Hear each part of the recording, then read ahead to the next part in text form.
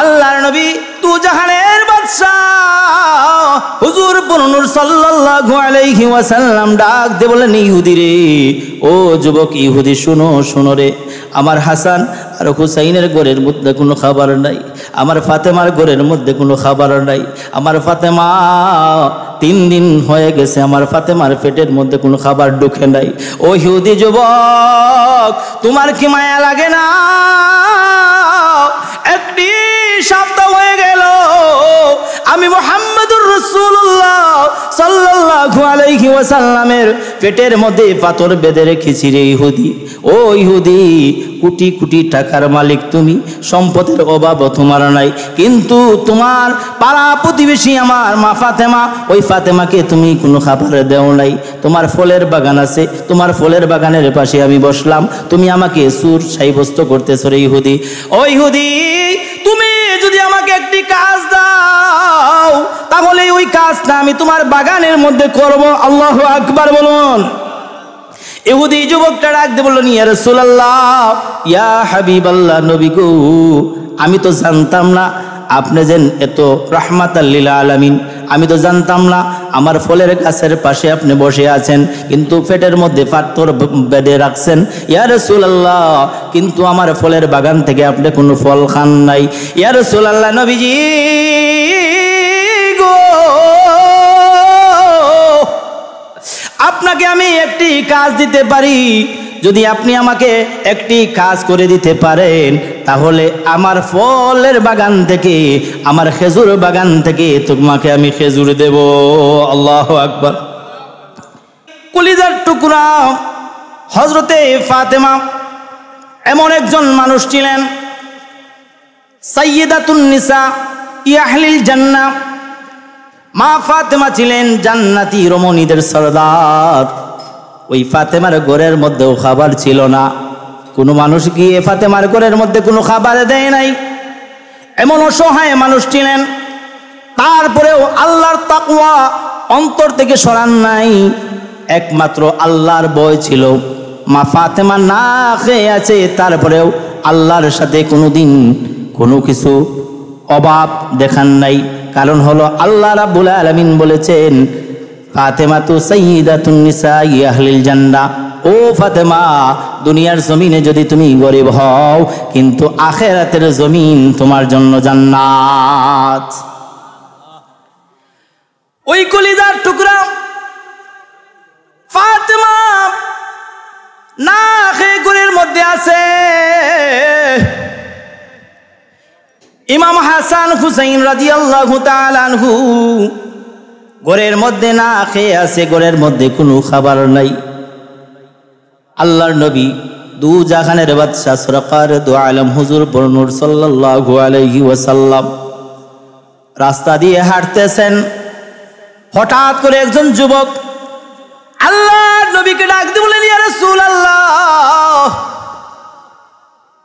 আমি শুনেছি আপনার ফাতেমার ঘরের পাশ দিয়ে আমি আসতেছিলাম, হঠাৎ করে আমি শুনতে পেলাম হাসান আর হুসাইনের কান্না ঘর থেকে বাইর হচ্ছে। সুবহানাল্লাহ বলুন। ও যুবক ভাইরা, যতক্ষণ পর্যন্ত আপনার শরীরের মধ্যে শক্তি আছে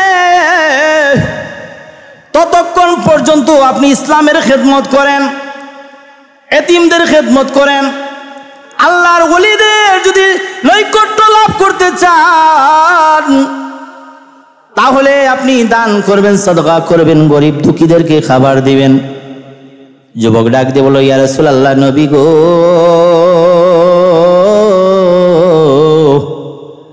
আপনার ফাতেমার ঘর থেকে আমি ইমাম হাসান আর হুসাইনের কান্না শুনলাম। আল্লাহর নবী ডাক দিয়ে বললেন, ও যুবক ভাই, আমার হাসান আর হুসাইন যদি না খেয়ে ঘরের মধ্যে থাকে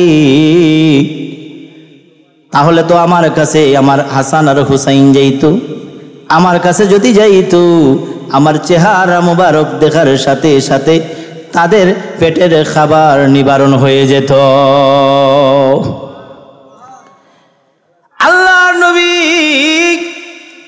সরকার দু আলম হুজুর পুরনুর সাল্লাল্লাহু আলাইহি ওয়াসাল্লাম ফাতেমার ঘরের মধ্যে চলে গেলেন। গিয়ে বললেন, মা অনেক রাত্র হয়ে গেছে, তোমার ঘরের মধ্যে কোনো খাবার নাই, তোমার ঘরের মধ্যে কোনো পানি নাই, তোমার ঘরের মধ্যে আমার হাসান আর হুসাইন কাঁদতেছে গো মা। ও মা, তুমি কিসের জন্য এই খবরটা আমি রাহমাতাল লিল আলামিনের কাছে দিলা না গো মা? আমার হাসাইন আর হুসাইন যদি কষ্ট পায়, আমার আল্লাহ কষ্ট পাবে। আমার আল্লাহ যদি কষ্ট পায়, আমি মুহাম্মদুর রাসূলুল্লাহ সাল্লাল্লাহু আলাইহি ওয়াসাল্লামও কষ্ট পাবো। ও মা ফাতেমা, কিছুক্ষণ ধৈর্য ধরো,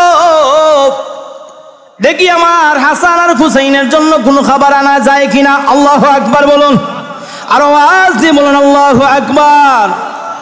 রাহমাতাল লিল আলামিন নবী রাস্তা দিয়ে হাঁটতেছেন, হাঁটতে হাঁটতে অনেক দূর চলে গেলেন। রাস্তার পাশে একটা ফলের বাগান, ওই বাগানের পাশে বসে বসে কাঁদতেছেন, চক্ষু মুবারক দিয়ে জোর জোর করে পানিগুলা ছাড়তেছেন। ওই বাগানের মালিক ছিল ইহুদি। মালিক চিৎকার দিয়ে বলেন, মুহাম্মদ, কিসের জন্য তুমি এসেছো? আমার এই ফলের বাগানের পাশে তুমি কিসের জন্য বসে আছো? ও মুহাম্মদ, আমার এই বাগান থেকে যদি একটি ফলও চুরি হয়, তাহলে তুমি মুহাম্মদকে এই দুনিয়ার জমিনে আমি ছাড়ব না। আর যদি তুমি মুহাম্মদ অন্য কিছুর লাগে আসো, তাহলে তোমাকে আমি ছেড়ে দেব। আল্লাহর নবী তু জাহানের বাদশা হুজুর পুরনুর সাল্লাল্লাহু আলাইহি ওয়াসাল্লাম ডাক দিয়ে বলেন, ইহুদি রে, ও যুবক ইহুদি, শুনো শুনো রে, আমার হাসান আর হুসাইনের ঘরের মধ্যে কোনো খাবার নাই, আমার ফাতেমার ঘরের মধ্যে কোনো খাবার নাই। আমার ফাতেমা 3 দিন হয়ে গেছে, আমার ফাতেমার পেটের মধ্যে কোনো খাবার ঢুকে নাই। ও ইহুদি যুবক, তোমার কি মায়া লাগে না? একটি সপ্তাহ হয়ে গেল আমি মুহাম্মদুর রাসূলুল্লাহ সাল্লাল্লাহু আলাইহি ওয়াসাল্লামের পেটের মধ্যে পাথর বেঁধে রেখেছি রে ইহুদি। ও ইহুদি, কোটি কোটি টাকার মালিক তুমি, সম্পদের অভাব তোমার নাই, কিন্তু তোমার পাড়া প্রতিবেশী আমার মা ফাতেমা, ওই ফাতেমাকে তুমি কোনো খাবার দেও নাই। তোমার ফলের বাগান আছে, তোমার ফলের বাগানের পাশে আমি বসলাম, তুমি আমাকে সুর সাব্যস্ত করতেছো রে ইহুদি। ও ইহুদি, তুমি যদি আমাকে একটি কাজ দাও, তাহলে ওই কাজটা আমি তোমার বাগানের মধ্যে করব। আল্লাহু আকবার বলুন। ইহুদি যুবকটা ডাক দিয়ে বলল, ইয়া রাসূলুল্লাহ, ইয়া হাবিবাল্লাহ, নবী গো, আমি তো জানতাম না আপনি যেন এত রাহমাতাল লিল আলামিন, আমি তো জানতাম না আমার ফলের গাছের পাশে আপনি বসে আছেন, কিন্তু পেটের মধ্যে পাথর বেঁধে রাখছেন। ইয়া রাসূলুল্লাহ, কিন্তু আমার ফলের বাগান থেকে আপনি কোনো ফল খান নাই। ইয়া রাসূলুল্লাহ, নবীজি গো, আপনাকে আমি একটি কাজ দিতে পারি। যদি আপনি আমাকে একটি কাজ করে দিতে পারেন, তাহলে আমার ফলের বাগান থেকে, আমার খেজুর বাগান থেকে তোমাকে আমি খেজুর দেব। আল্লাহু আকবার। ইহুদি লোকটা বলল, রাহমাতাল লিল আলামিন। নবীজি বললেন, ইহুদি, কি কাজ করব তোমার এই খেজুর বাগানের মধ্যে?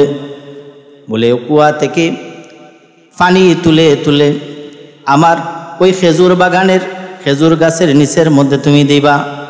জয়টা খেজুর গাছের মধ্যে পানি তুমি দিবা, ওইটা খেজুর তোমাকে আমি দান করব।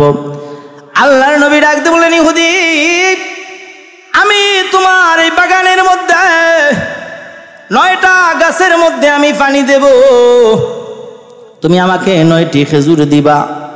ইহুদি লোকটা ডাক দিয়ে বলল, ইয়া রাসূলুল্লাহ, আপনি 9টা যদি চান, আমি 9টা খেজুর আপনাকে দিতে বাধ্য আছি। ইয়া রাসূলুল্লাহ, কিন্তু আমার শর্ত আছে, আমাকে না জিজ্ঞাসা করে আমার এই খেজুর বাগান থেকে একটি খেজুরও তুমি খাইতে পারবা না। আল্লাহর নবী খেজুর বাগানের মধ্যে চলে গেলেন, হাতের মধ্যে বালতি নিয়ে যখন বালতির উপরের মধ্যে রশি লাগাইয়া ওই কুয়ার মধ্যে ছেড়ে দিলেন, 8 বালতি পানি খেজুর বাগানের মধ্যে দেওয়া হলো। 9 নাম্বার বালতি যখন কুয়ার মধ্যে ছেড়ে দিলেন, ওই রশিটা ছিঁড়ে কুয়ার মধ্যে বালতিটা পড়ে গেল।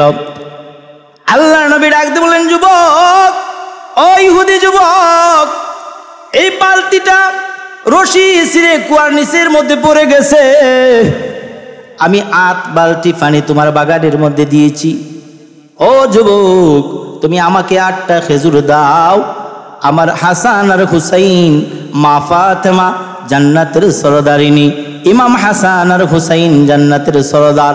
3টা মানুষ জান্নাতের সরদার। জান্নাতের সরদার হয়েও তারা 3 দিন কোনো খানা পানি খায় নাই, তাদের পেটের মধ্যে কোনো খাবার যায় নাই। ও ইহুদি, তুমি আমাকে 8টি খেজুর দাও। ইহুদি লোকটা ডাকতে বলল, মুহাম্মদ, তোমার সাথে আমার কথা ছিল 9টি গাছের মধ্যে তুমি পানি দিবা, কিন্তু 9টি গাছের মধ্যে তুমি পানি দেও নাই, তুমি 8টি গাছের মধ্যে পানি দিয়েছ। ও মুহাম্মদ, তোমার সাথে তো আমার ওয়াদা ছিল 9টি গাছের মধ্যে তুমি পানি দিবা, তুমি ওয়াদার খেলাফ করেছো। এই কথা বলে ইহুদি লোকটা বিশ্ব নবী নূর নবী মুহাম্মদুর রাসূলুল্লাহ সাল্লাল্লাহু আলাইহি ওয়াসাল্লামের গাল মুবারকের মধ্যে একটি তাপ্পর মেরে দিল।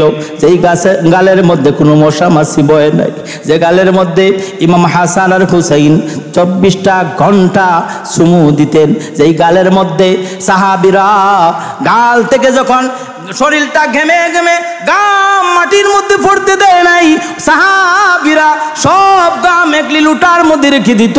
ওই গালের মধ্যে ইহুদি লোকটা এত জোরে তাপ্পর মেরে দিল। আল্লাহর নবী ডাকতে বলেন, ইহুদি রে, আমি হলাম রাহমাতাল লিল আলামিন, আমি হলাম রাহমাতাল লিল আলামিন। আমি এই দুনিয়ার মধ্যে যদি না আসতাম, তুমি ইহুদি লোকটাও আসতা না। আদম থেকে ঈসা রুহুল্লাহ পর্যন্ত আল্লাহ কোনো কিছু সৃষ্টি করতো না। ও ইহুদি শুনো রে, আমি ভুল করেছি, এই জন্য তুমি আমাকে একটি তাপ্পর মেরে দিয়েছ। আমার 8টি খেজুর আমাকে দাও। আমার ইমাম হাসান আর হুসাইনকে আমি ওই খেজুরগুলা দিব। তাদের পেটের মধ্যে কোনো খাবার নাই, তারা না খেয়ে বসে আছে। ইহুদি লোকটা 8টি খেজুর দিল।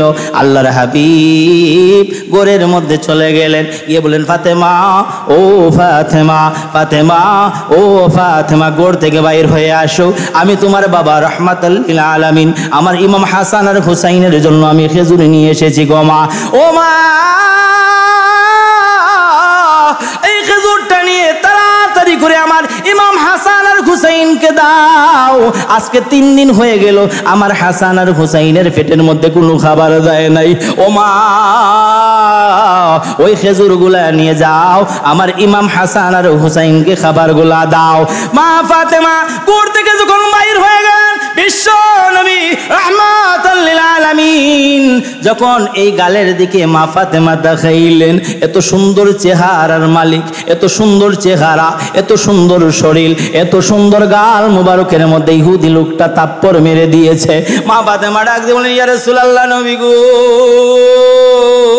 যেই গালের মধ্যে মশা বয় না, যেই গালের মধ্যে মাছি বয় না, যেই গালের মধ্যে কোনো কিছু বলার অনুমতি পায় না, ওই গালের মধ্যে আপনার কি হয়েছে গো নবীজি? যেই গালের মধ্যে লাল বর্ণর হয়ে আছে। আল্লাহ নবী ডাকতে বলেন, ফাতেমা, ও ফাতেমা, আমি তোমাকে পরে বলবো, এই খেজুরটা নিয়ে আগে তুমি আমার হাসান আর হুসাইনের কাছে দাও। আমার হাসান আর হুসাইন যখন খেয়ে ফেলবে, আমার হাসান আর হুসাইন যখন কান্না বন্ধ করে ফেলবে, ওই সময় আমি তোমাকে এই ঘটনাগুলা বলবো। মা ফাতেমা ডাকতে বলেন, ইয়া রাসূলুল্লাহ, নবী গো, ইয়া রাসূলুল্লাহ, আপনাকে সৃষ্টি না করলে আল্লাহ আসমান জমিন কোনো কিছু সৃষ্টি করতো না। ইয়া রাসূলুল্লাহ, আপনার গালের মধ্যে কি হয়েছে যতক্ষণ পর্যন্ত আপনি না বলবেন ততক্ষণ পর্যন্ত এই খেজুরগুলো আমরা খাবো না, এই খেজুরগুলো হাতের মধ্যেই রেখে দেব। আল্লাহর নবী ডাকতে বলেন, ফাতেমা, ও ফাতেমা, আমি রাস্তা দিয়ে হাঁটতেছিলাম, হঠাৎ করে রাস্তার পাশে দেখলাম একটা খেজুরের বাগান। ওই বাগানের ভিতরে ঢুকলাম, ঢুকে দেখি বাগানের মালিকটা বসে আছে। আমার কান্না যখন শুনলো, ওই মালিকটা বাইর হয়ে এসে বলল, মুহাম্মদ, কিসের জন্য এসেছো?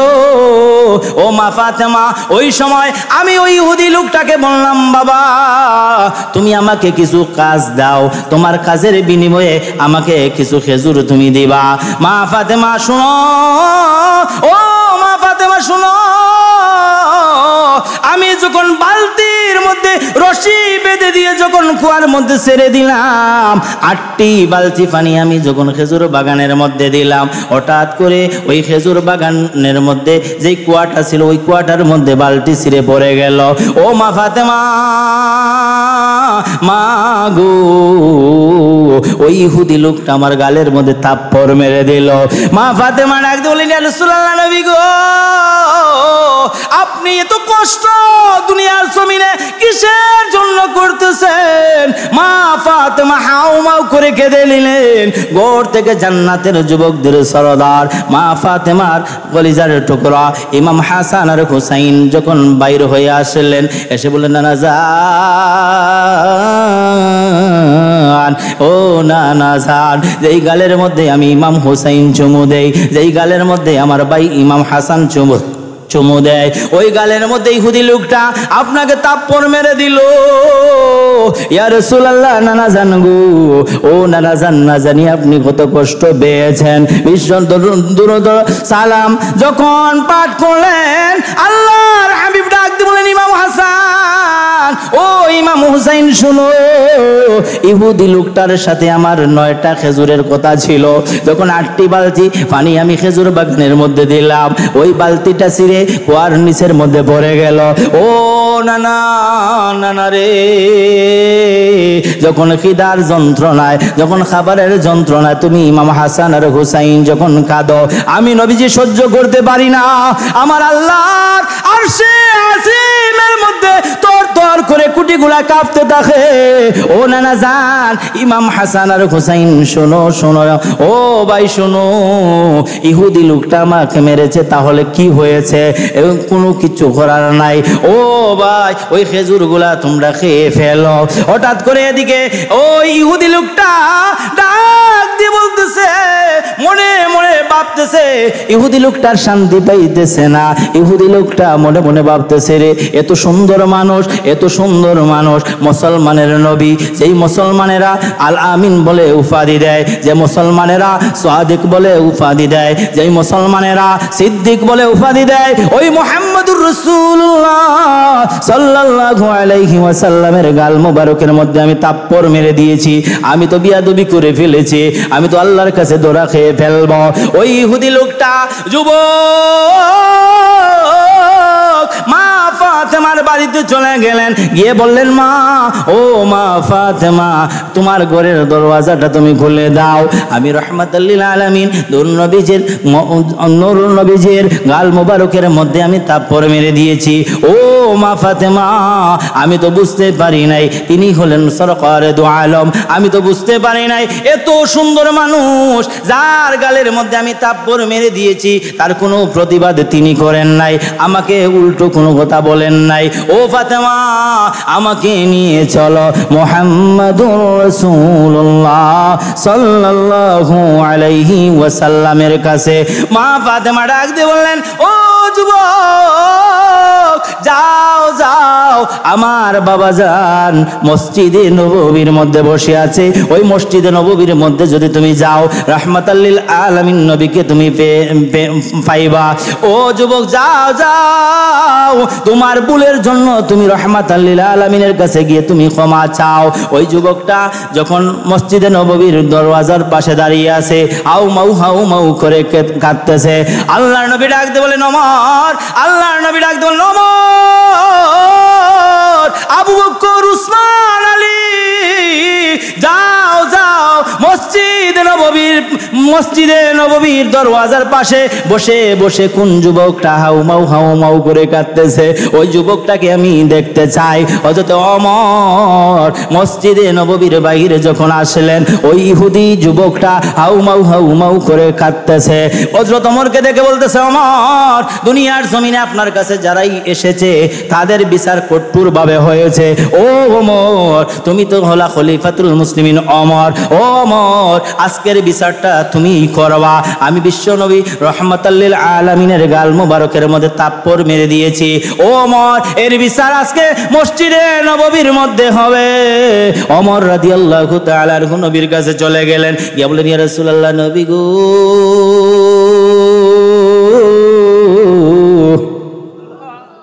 ইয়া রাসূলুল্লাহ, নবীজি গো, ইয়া রাসূলুল্লাহ, আমি ওমর চাইলে ওই যুবকটার গর্দান উড়ে ফেলতে পারতাম। ইয়া রাসূলুল্লাহ, আপনি ডেকেছেন ওই যুবকটাকে গিয়ে আমি মসজিদে নববীর ভিতরে নিয়ে আসবো, না মসজিদের বাহিরে তার বিচার হবে?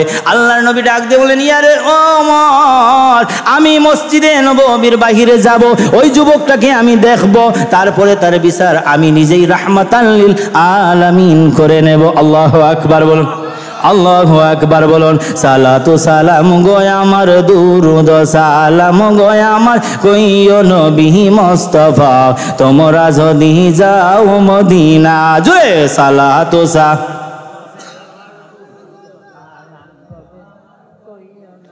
মুস্তাফা, তোমরা যদি যাও মদিনা, তোমরা যদি যাও মদিনা শরীফের মাঝে, আমার জিন্দা নবী শুইয়া আছে গো। সবাই বলুন, মদিনা শরীফের মাঝে আমার পাগল বানাইয়া শুইয়া আছেন মদিনা, তোমরা যদি যাও মদিনা, তোমরা যদি। সালাতু সালাম গোয় আমার, দুরুদ সালাম গোয় আমার, কইও নবী মুস্তাফা, তোমরা যদি যাও মদিনা, তোমরা যদি। বাংলাদেশে আমার বাড়ি, সাত সমুদ্রতে নদীও, বাংলাদেশে আমার বাড়ি, সাত সমুদ্রতে নদীও, কেমন করে দেব পারি, কেমন করে দেব পারি নূরের নবীর রওয়াজা, তোমরা যদি যাও মদিনা, তোমরা। সালাতু সালাম গোয় আমার, দুরুদ সালাম গোয় আমার, কইও নবী মুস্তাফা, তোমরা যদি যাও। কে যাও তোমরা মদিনাতে, আইরে আমায় নেও না তোমরার সাথে, কে যাও তোমরা মদিনাতে, আইরে আমায় নেও না তোমরার সাথে, আমারে পাগল বানাইয়া, আমারে পাগল বানাইয়া শুইয়া আছেন মদিনা, তোমরা যদি যাও মদিনা। জুড়ে তোমরা যদি। সালাতু সালাম গোয় আমার, দুরুদ সালাম গোয় আমার, কইও নবী মুস্তাফা, তোমরা যদি যাও মদিনা, তোমরা যদি। আল্লাহর নবী ডাকতে বলেন, ওমর, এই যুবকের বিচার আমি মসজিদে নববীর বাইরে করব। আল্লাহর নবী মসজিদে নববী থেকে যখন বাইর হয়ে গেলেন, মসজিদে নববীর বাহিরে ওই যুবকটা দাঁড়িয়ে দাঁড়িয়ে কাঁদতেছেন। নবীজি ডাকতে বলেন, যুবক, কিসের জন্য তুমি কান্না করো রে যুবক? ওই ইহুদি লোকটা ডাকতে বলে, ইয়া রাসূলুল্লাহ, নবী গো, যখনই আপনার গাল মোবারকের মধ্যে আমি একটি তাপ্পর মেরে দিলাম, এরপর থেকে গো নবী আমি খানা পিনা বন্ধ হয়ে গেছে, আমার ঘুম বন্ধ হয়ে গেছে, আমার সব কিছু বন্ধ হয়ে গেছে, শুধু আমার ভিতরের মধ্যে যন্ত্রণা করতেছে। বলুন আল্লাহু আকবার। হযরত ওমর ডাকতে বলে, ইয়া রাসূলুল্লাহ, নবী আপনি যদি অনুমতি দেন ওই যুবকটার গর্দান উড়িয়ে ফেলি। আল্লাহর নবী ডাক দিয়ে বলেন, ওমর থামো, এই যুবকটা ভুল করেছে, সে আমাকে জানে না। আমি হলাম নূরুন আলা নূর, আমি হলাম রাহমাতাল লিল আলামিন। এই জন্য আল্লাহ রাব্বুল আলামিন কুরআনুল কারীমের মধ্যে বলেন, আউযু বিল্লাহি মিনাশ শাইতানির রাজীম, ওয়ামা আরসালনাকা ইল্লা রাহমাতাল লিল আলামিন।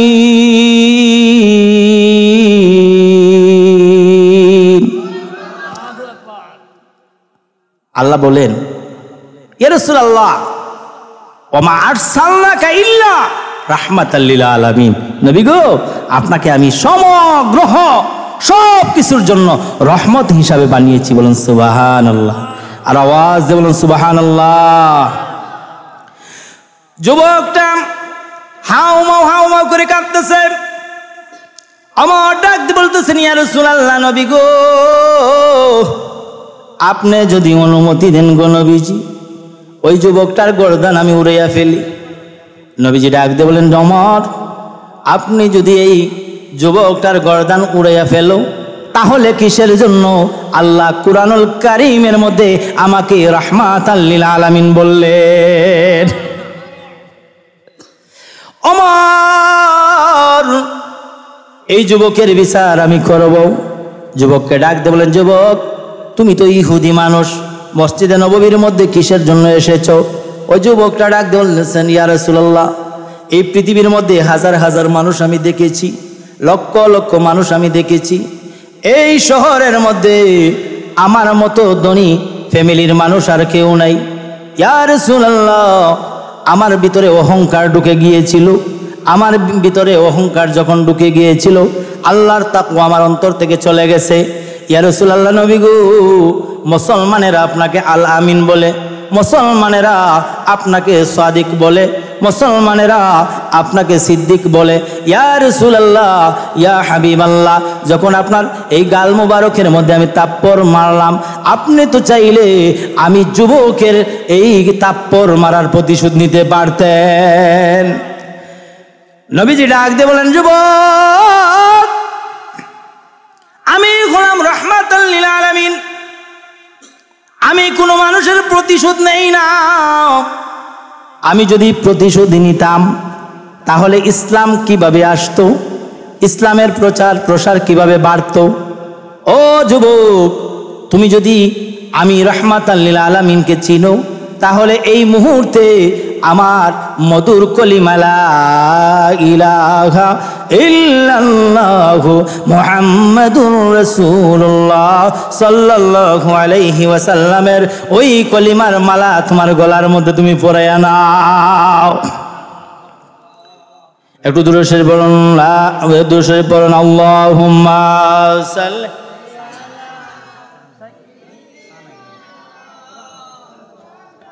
মুহাম্মাদ ওয়া আলা আলি সাইয়্যিদিনা আল্লাহুম্মা সাল্লি আলা সাইয়্যিদিনা মুহাম্মাদ ওয়া আলা আলি সাইয়্যিদিনা जाकुनी के सामने चेहरा दिखा ले ना मुझे, सीना पे दस्ते करम राके निभा ले ना मुझे। अल्लाहुम्मा सल्ली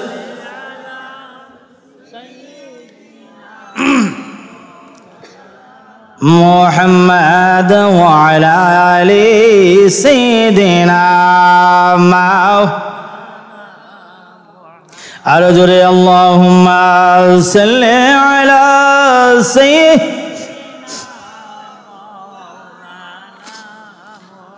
وعلى آل سيدنا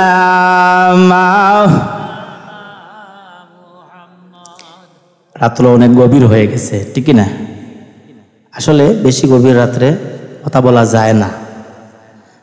তারপরেও আমি চেষ্টা করতেছি যে আমরা হলাম আল্লামা সাহেব কিবলা ফুলতলি রহমতুল্লাহি আলাইহির উত্তরসূরি, ঠিক কিনা? একটু আওয়াজে বলুন ঠিক কিনা?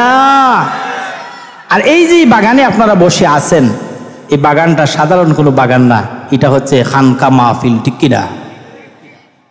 এটা হচ্ছে খানকার মাহফিল। আজকে দেখেন তাম বিশ্বের জমিনে অনেক পীর আমরা দেখছি, কিন্তু আমাদের পীরের মতো এত নরম দিলের পীর অন্ততপক্ষে আমি খুঁজে পাই। সাহেব কিবলা ফুলতলি রহমতুল্লাহি আলাইহির যে অবদান সারা বিশ্বে সবচাইতে বড় কারামত হচ্ছে দারুল কেরাত, ঠিক কিনা? ওই যে বললাম দানশীল পীরের অভাব, পীরের অভাব নাই, কিন্তু দানশীল পীরের খুবই অভাব। তার কারণ কি জানেন? গাড়ি বড়ে বড়ে অনেক পীরের মাজারে যায়, পীরের দরবারে যায়, কিন্তু এই বাংলাদেশের মধ্যে একটা দরবার আছে যেই দরবারে গাড়ি ভরে ভরে কোনো খাবার যায় না, ছাগল গরু কোনো কিছু যায় না, ঠিক কিনা? একটু আওয়াজে বলুন ঠিক কিনা? এখানের মধ্যে অনেক মানুষ আছে, আমরা সবাই সিলেটের মানুষ, ঠিক কিনা? আমি কিন্তু আসলে বাইরে জায়গার কোনো মানুষ না, আমিও সিলেটের মানুষ। আজকে এই জায়গার মধ্যে আমার আগে যে আলোচনা করছেন যিনি, ইনি হলেন আমার উস্তাদ। আসলে হুজুরডে বসাইয়া রাখিয়া আমি আলোচনা করে এটা আমার লাগি ঠিক নাই। তারপরেও যেহেতু কোরআনের মাহফিল, কিছু বলার দরকার আছে না নাই? ওই যুবকটা গভীর মনোযোগ দিয়ে শুনবেন। ওই যুবকটা কালিমা পড়ে যখন মুসলমান হয়ে গেলেন, ইহুদি যুবকটা ডাক দিয়ে বলল, ইয়া রাসূলুল্লাহ, আজ থেকে আমি ইসলামের জন্য আমার জান কুরবান করে দিলাম, ইসলামের জন্য আমি একজন সৈনিক হয়ে গেলাম। ও হযরত ওমর, আমার যত টাকা আছে পয়সা আছে সব কিছু আমার নবীর দরবারের মধ্যে আমি বিলীন করে দিলাম। বলুন সুবহানাল্লাহ। শুধু তাই নয়, নবীর মোহাম্মত, নবীর ভালোবাসা যাদের অন্তরের মধ্যে আছে, যুবক ভাই, তোমার মতো যুবক অনেক যুবক আছে অ্যাক্সিডেন্ট করে মারা যায়, তোমার মতো যুবক অনেক যুবক আছে রাত্রিবেলা সুস্থভাবে ঘুমায়, সকালবেলা লাশ হয়ে ঘর থেকে বাইর হয়ে, ঠিক কিনা? যুবক ভাইদেরকে বলবো, এই সমাজ গড়ার একমাত্র কারিগর হচ্ছেন আপনারা। আপনারা যেভাবে ইসলামের জন্য খেদমত করতেছেন, আমি বলবো এই পাড়া মহল্লার মধ্যে আপনার যে পাড়া প্রতিবেশীরা আছে তাদেরকেও আপনি বেশি বেশি করে দান সদকা করবেন। রাজি আছেন তো? একটু আওয়াজ বলুন, রাজি আছেন তো? নবীর ভালোবাসা, নবীর প্রেম আপনার অন্তরে যদি থাকে, আল্লাহর পক্ষ থেকে আপনার কাছে রিজিক আসবে, আল্লাহর পক্ষ থেকে আপনার কাছে কাপড় আসবে, জামা আসবে। হযরত মা ফাতেমা একজন ইহুদি মেয়ের সাথে বান্ধবী বন্ধুত্ব করেছিলেন। বলবো? একটু আওয়াজে বলেন, বলবো?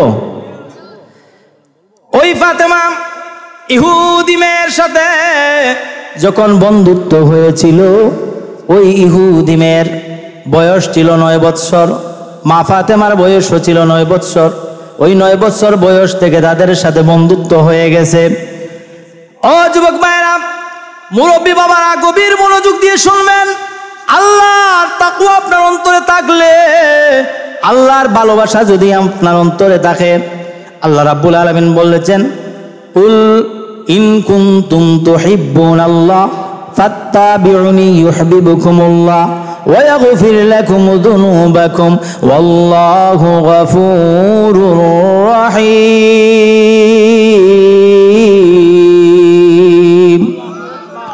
আল্লাহ রাব্বুল আলামিন বলেন, ও মায়ার নবী, দয়ার নবী, আপনি বলে দিন, আপনার উম্মতদেরকে বলে দিন, আমি আল্লাহর যদি ভালোবাসা তারা অর্জন করতে চায় তাহলে যেন আপনি নবীর অনুসরণ তারা করে, আপনার অনুসরণ যদি তারা করে আমি আল্লাহর সাথে তাদের ভালোবাসা হয়ে যাবে।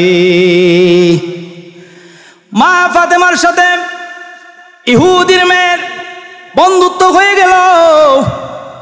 ওই সময় ইহুদি মেয়ের যখন যুবতী হয়ে গেল, যুবতী হওয়ার সাথে সাথে মা ফাতেমার হুজরা মুবারকের মধ্যে যখন আসলো, এসে বলতেছে, ও বোন ফাতেমা, আমার বাবা কিসের জন্য আমাকে খোঁজ করতেছে, আমার খুব বেশি তাড়া রে বোন, আমি চাই আমার বাবার ডাকে সাড়া দেওয়ার জন্য আমি আমার বাড়িতে চলে যাচ্ছি, তুমি আমার জন্য দোয়া করবা। ইহুদি মেয়ে বলতেছে।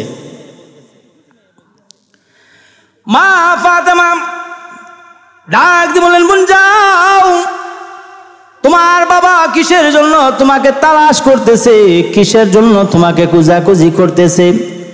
ওই ইহুদি মেয়েটা যখন বাড়ির মধ্যে চলে গেল, চলে যাওয়ার সাথে সাথে ইহুদি মেয়ের বাবা বলতেছে, মাগো, তোমার জন্য আমি কোটিপতি একজন পাত্র দেখেছি, বড় লোকের একজন পাত্র দেখেছি, মাগো ওই পাত্রের সাথে তোমার বিবাহ হবে।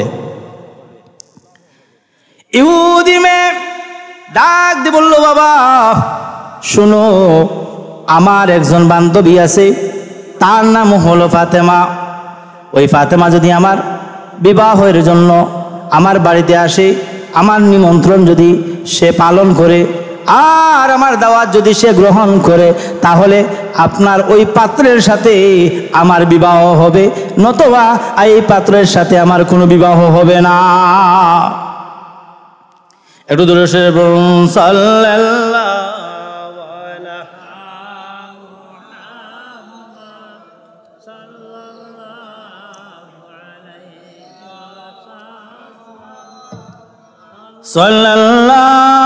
আলা মুহাম্মদ সাল্লাল্লাহু।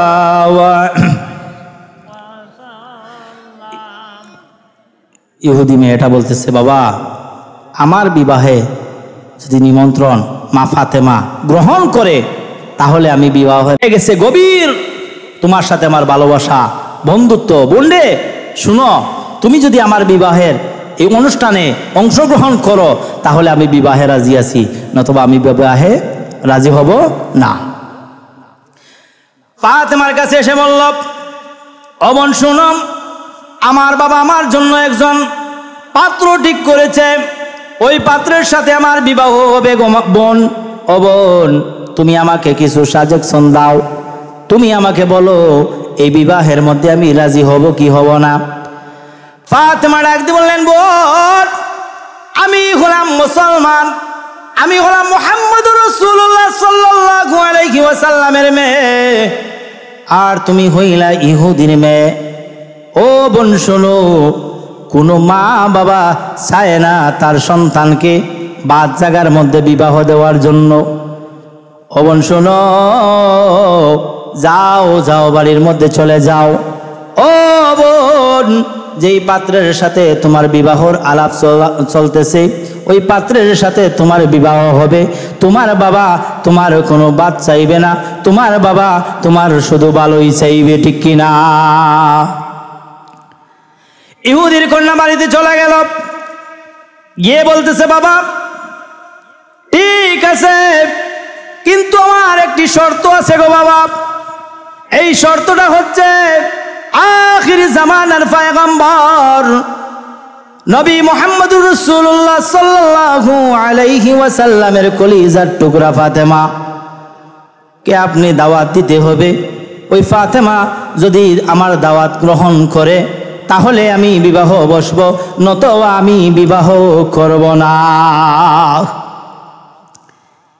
উজি ডাক দিয়ে বলতেছেন, ইহুদি তুমি মেনে নাও, তুমি যদি না মানো তোমার মেয়ে বিবাহ বসবে না, আর যদি এই পাত্রের সাথে তোমার মেয়ের বিবাহ না হয় তাহলে এই দুনিয়ার মানুষ তোমাকে সি সি করবে।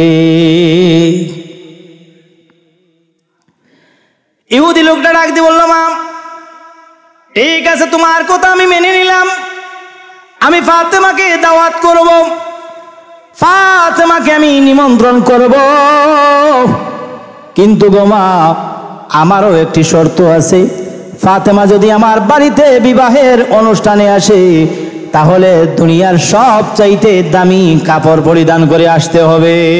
আল্লাহু আকবার বলুন। ইহুদির মেয়ে ডাকতে বলল, বাবা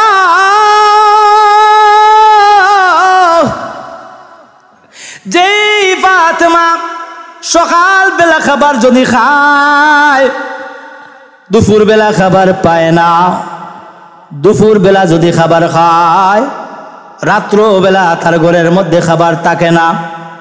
ও বাবা, আমি কিভাবে আমার বান্ধবীকে বলবো এই দুনিয়ার সব চাইতে দামি কাপড় নিয়ে আমার এই অনুষ্ঠানে আসার জন্য? বাবা যদি আমার ফাতেমা না আসতে পারে তাহলে আমি কথা দিলাম আমি এই বিবাহ বসব না। ইহুদির মেয়ে পরের দিন সকালবেলা মা ফাতেমার কাছে গিয়ে বলতেছে, বোন আমার বিবাহ ঠিক হয়ে গেছে, আমি বিবাহ বসব। ও বোন, তোমার সাথে তো আমার কথা ছিল তুমি আমার বিবাহের অনুষ্ঠানে যাবে, আমার নিমন্ত্রণ তুমি গ্রহণ করবে। বোন রে, অমুক তারিখ আমার বিবাহ ধার্য করা হয়েছে, বোন রে তুমি যদি আমার বিবাহের অনুষ্ঠানে না যাও তাহলে আমি বিবাহ বসব না। কিন্তু রে বোন, আমার বাবা আমাকে একটি শর্ত দিয়েছে, এই শর্তটা হচ্ছে তুমি মা ফাতেমা রাহমাতাল লিল আলামিনের কলিজার টুকরা ফাতেমা এই দুনিয়ার মধ্যে সবচাইতে দামি কাপড় পরিধান করে আমার অনুষ্ঠানে যেতে হবে। ফাতেমা ডাকতে বললেন, মা বোন শুনো শুনো, যেই ফাতেমার পেটের মধ্যে কোনো খাবার নাই, যেই ফাতেমা ভালো কোনো খাবার খেতে পারে না, যেই ফাতেমার ঘরের মধ্যে ভালো কোনো জামা নাই, যেই ফাতেমার কাছে কোনো দেরহাম নাই, টাকা নাই, পয়সা নাই, ওই ফাতেমা তোমার বিবাহের মধ্যে কিভাবে যাবে? বোন রে, আমি তোমার বিবাহে যেতে পারবো না, তুমি আমাকে বাদ দিয়ে দাও। ইহুদির মেয়ে ডাক দিয়ে বলল, বোন 9 বছর বয়স থেকে তোমার সাথে আমার বন্ধুত্ব হয়েছে, ও বোন তুমি যদি আমার বিবাহে না যাও তাহলে হবে না, এই সমস্ত অনুষ্ঠান তুমি গিয়েই পরিচালনা করবা। বলুন সুবহানাল্লাহ।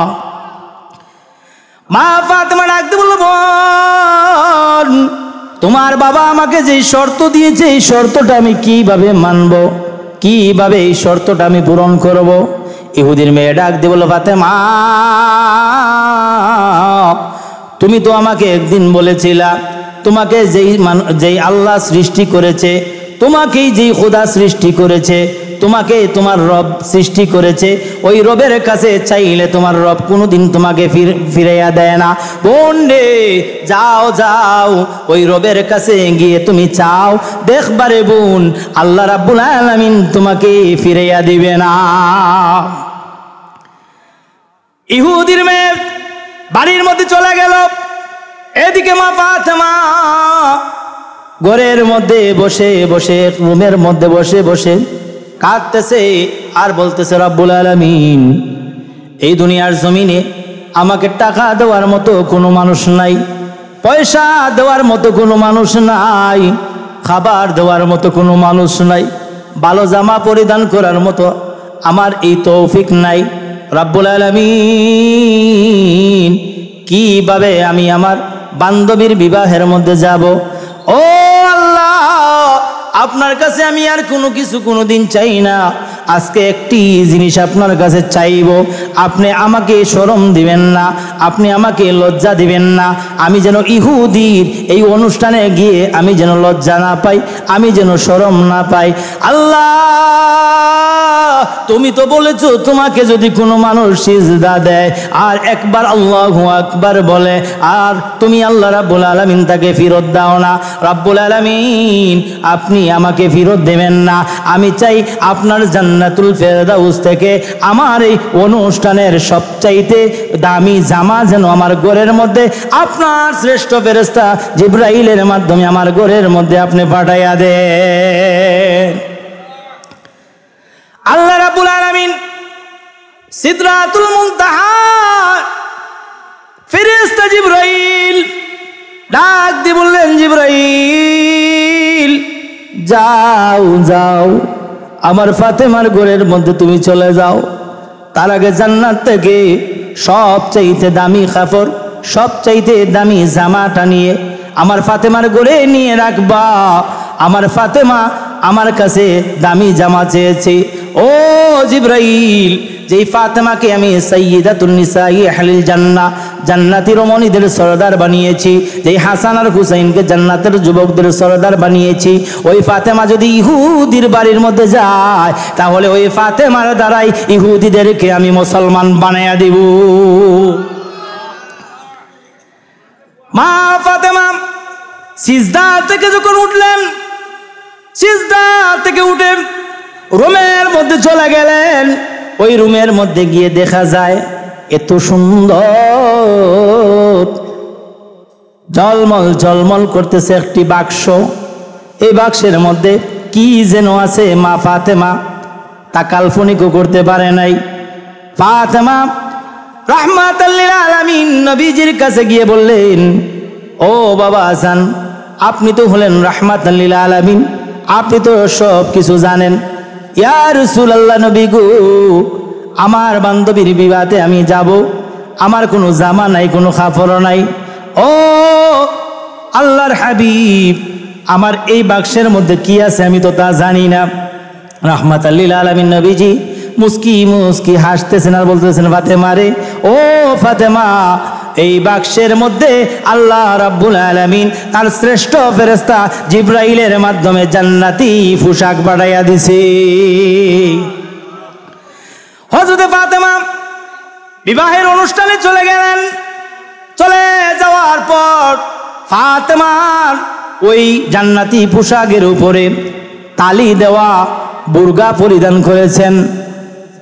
বিবাহের অনুষ্ঠানে কোটি কোটি টাকার মালিক, অনেক ধনী ধনী মানুষ এই বিবাহের মধ্যে আসছে।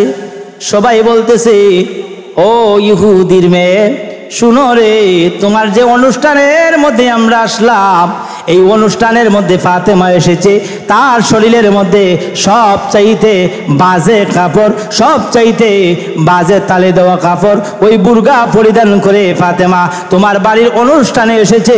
আমরা সবাই তোমার এই অনুষ্ঠান থেকে চলে যাব। ও ইহুদির মেয়ে ডাক দিয়ে বলল, ও বোনেরা শোনো শোনো রে, তোমরা যাইও না, যাইও না। আমার ফাতেমা যদি এই অনুষ্ঠানের মধ্যে না থাকে, আমার অনুষ্ঠানটাই নষ্ট হয়ে যাবে। ফাতেমাকে ডাক দিয়ে বলতে, ফাতেমা, তোমার আল্লাহ কি তোমাকে জান্নাতি কোনো পোশাক দেয় নাই? তোমার আল্লাহ কি তোমাকে ভালো কোনো কাপড় দেয় নাই? মা ফাতেমা বলতেছেন ডাক দিয়ে, বান্ধবী রে, ও দোস্ত, শোন শোন শোন, আমি তোর অনুষ্ঠানের মধ্যে থাকবো না। তোর অনুষ্ঠানে যদি আমি থাকি, তোর অনুষ্ঠানটা নষ্ট হয়ে যাবে। টানাটানি করতেছেন দোনো বন্ধু, টানাটানি করতেছেন, বান্ধবীরা টানাটানি করতেছেন।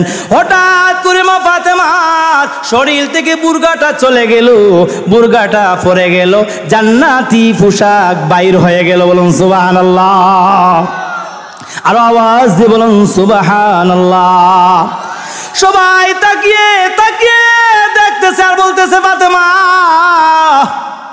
এতক্ষণ তোমাকে আমরা বিদ্রুপ করলাম, ও ফাতেমা, এত সুন্দর জামা নিয়ে তুমি অনুষ্ঠানের মধ্যে এসেছো, এই জামাটা দুনিয়ার কোন মার্কেট থেকে তুমি কিনেছো রে ফাতেমা? ও ফাতেমা, এই জান্নাতের মার্কেটের নাম কি? তুমি আমাদেরকে একটু বলে দাও, ওই মার্কেট থেকে ভালো জামা আমরাও কিনবো। বলুন সুবহানাল্লাহ। মা ফাতেমা ডাক দিয়ে বললেন, বোনেরা রে, এই মার্কেটে যাইতে হইলে সর্বপ্রথম একটি আইডি কার্ডের প্রয়োজন আছে, তারপরে একটা রাস্তা দিয়ে যাইতে হয়, তারপরে ওই জান্নাতের মার্কেটের মধ্যে ঢুকতে হয়। বলেন সুবহানাল্লাহ। সবাই বলতেছে, ফাতেমা, এই আইডি কার্ডের নাম কি? বলে, আইডি কার্ডের নাম হলো লা ইলাহা ইল্লাল্লাহু মুহাম্মাদুর রাসূলুল্লাহ। ইহুদির স্ত্রীরা রাখতে বলতেছে, ফাতেমা, ও ফাতেমা, এই মার্কেটের রাস্তার নাম কি? বলে এই মার্কেটের রাস্তার নাম হলো ইহদিনাস সিরাতাল মুস্তাকিম।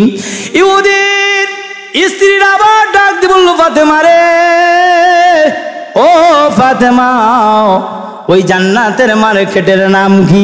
বলে ওই জান্নাতের মার্কেটের নাম হলো লা ইলাহা ইল্লাল্লাহু মুহাম্মাদুর রাসূলুল্লাহ।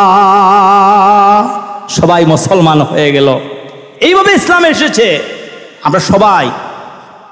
আমরা সবাই গভীর মনোযোগ দিয়ে আমাদের পীর মুর্শিদ আল্লামা সাহেব কিবলা ফুলতলি রহমতুল্লাহি আলাইহির অনুসরণ করব। যদি আমরা করতে পারি তাহলে আমাদের জীবন ধন্য, ঠিক কিনা? আজকে অনেক ফিতনাবাজ আছে সাহেব কিবলা ফুলতলি রহমতুল্লাহি আলাইহিকে নিয়ে বাজে মন্তব্য করে, ঠিক কিনা? এই ফুলতলি রহমতুল্লাহি আলাইহি যদি বাংলার জমিনে না আসতেন তাহলে সহিহ শুদ্ধ কোরআন তেলাওয়াত আমরা করতে পারতাম না, ঠিক কিনা? আজকে যে বাতিল ফিরকা সাহেব কিবলা ফুলতলি রহমতুল্লাহি আলাইহির বিরুদ্ধে কথা বলতেছে, আমরা তাদেরকে বলবো, দেখি 1000 এতিমদেরকে খাওয়াইয়া দেখাও। সম্ভব হবে না। হবে? আওয়াজ দিয়ে বলেন, হবে না। আজকে বালাই হাওরে যেই পরিমাণ 15 জানুয়ারি ইসালে সব মাহফিল হয়, দেখি এই মানুষগুলার জায়গা করে দাও, পারবে না। এই জন্য তো আমরা বলি, তুমি ফুটেছিলে ফুল ফুলতলিতে, ফুটেছিলে ফুল ফুলতলিতে মহান গৌরবে, মশগুল হলো দেশ মহাদেশ তোমার সৌরভে। সবাই, তুমি ফুটেছিলে ফুল ফুলতলিতে, ফুটেছিলে ফুল ফুলতলিতে মহান গৌরবে, মশগুল হলো দেশ মহাদেশ তোমার সৌরভে, মশগুল হলো দেশ মহাদেশ তোমার সৌরভে। লক্ষ বোমর গুনগুনিয়ে গায়ে যে তোমার গান, শামসুল উলামা তুমি হে প্রিয় সুলতান, ঠিক না? লক্ষ বোমর গুনগুনিয়ে গায়ে যে তোমার গান, শামসুল উলামা তুমি হে প্রিয় সুলতান। তোমায় নিত্য তোমায় খুঁজতে পারি, নিত্য তোমায় খুঁজতে পারি আমার অন্তরে, মশগুল হলো দেশ মহাদেশ তোমার সৌরভে, মশগুল হলো দেশ মহাদেশ তোমার সৌরভে। তুমি ফুটেছিলে ফুল ফুলতলিতে, ফুটেছিলে ফুল মহান গৌরবে, মশগুল হলো দেশ মহাদেশ তোমার সৌরভে, মশগুল হলো দেশ মহাদেশ তোমার সৌরভে। সবাই বলুন মারহাবা। ওই ফুলতলি সাহেব কিবলা রহমতুল্লাহি আলাইহির বিরুদ্ধে যারাই বলবে তারাই বাতিল, ঠিক কিনা? কারণ হলো সৈয়দপুরের জমিনে আহলুস সুন্নাহ ওয়াল জামাতের জন্য সাহেব কিবলা ফুলতলি রহমতুল্লাহি আলাইহি নিজের তাজা রক্ত দিয়েছেন, ঠিক কিনা? আজকে যারা সুন্নি বলতেছে, আহলুস সুন্নাহ ওয়াল জামাত যারা বলতেছে, কোন জায়গার মধ্যে তারা রক্ত দিয়েছে? একটি প্রমাণ দেখাও, দেখাইতে পারবে না। কিছু বাতিল আছে, এই যে একটা করিম মাস্টার আছে না, সে বলে ফুলতলি সাহেব কিবলা রহমতুল্লাহ আলাইহি নাকি গুলাবি হবে, বলে নাউজুবিল্লাহ। কার জন্য সিন্নি খাও মোল্লা চিনো না, ঠিক না? কার কারণে সিন্নি খাও মোল্লা চিনো না? এই মোল্লা চিনো। আজকে সিলেটে মধ্যে অনেক বাতিল আছে, ফুলতলি সাহেব কিবলা রহমতুল্লাহি আলাইহির ট্যাগ লাগাইয়া তারা মাহফিল করে, ঠিক কিনা? যখন সিলেট থেকে বাইর হয়ে যায় তখন তাদের মুখের মধ্যে যে বুলি আছে ওইগুলা চালাইয়া দেয়। এই ধরনের বাতিল যারা আছে, গরম সুন্নি আমরা বলি না, গরম সুন্নি বলি না, এই ধরনের গরম সুন্নি যারা আছে তাদেরকে আমরা বয়কট করব, ঠিক কিনা? কারণ হলো আমাদের বীর মুর্শিদ সাহেব কিবলা ফুলতলি রহমতুল্লাহি আলাইহি জীবনের তাজা রক্ত দিয়েছেন।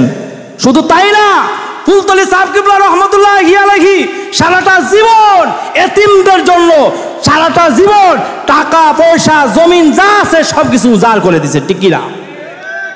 আমরা সবাই ফুলতলি সাহেব কিবলা রহমতুল্লাহি আলাইহিকে অনুসরণ করতে চাই কিনা? সবাই হাত উঠে বলেন চাই কিনা? আমরা সবাই নামাজ পড়তে চাই কিনা? আমরা সবাই 5 ওয়াক্ত নামাজ পড়ব তো? আজকে দেখি এই মাহফিলের মধ্যে 5 জন যুবক দাঁড়াও যে আগামীকালকে থেকে আমরা নামাজ ছাড়বো না। 5 জন যুবক দাঁড়াও। মাশাআল্লাহ, আমার চাচা, আমার ভাই, আলহামদুলিল্লাহ, 1 2 3 4 অনেক আলহামদুলিল্লাহ। আলহামদুলিল্লাহ, আমরা সবাই নামাজ পড়বো তো? একটু আওয়াজ দিয়ে বলুন পড়বো তো?